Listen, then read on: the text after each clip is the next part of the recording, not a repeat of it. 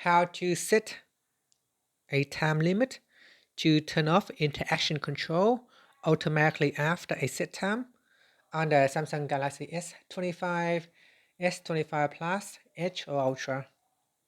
First, tap on the home button to return back to the home screen. Okay, so tap on the home button to go back to the home screen. Now before you can use interaction control, you need to create a shortcut. So to do that, swipe down at the top, then tap on settings.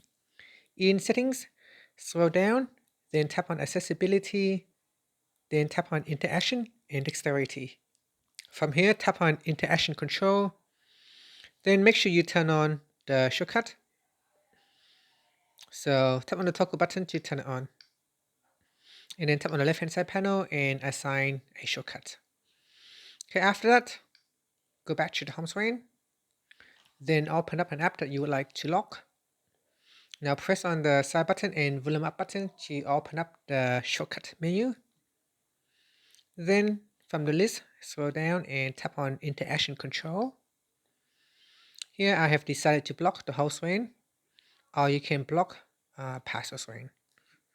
So here, I'll go down, turn on interaction control. If you want to lock or block partial screen, you can readjust. So deselect the options and then just simply draw where you want to block. So I can block the top part of the screen like that. I can also readjust or move the block windows. Okay, so I'm going to choose block whole screen, then tap on options. At the top here, tap on time limit. And from here, choose a time. So let's say we'll block it for 1 minute and then tap on done.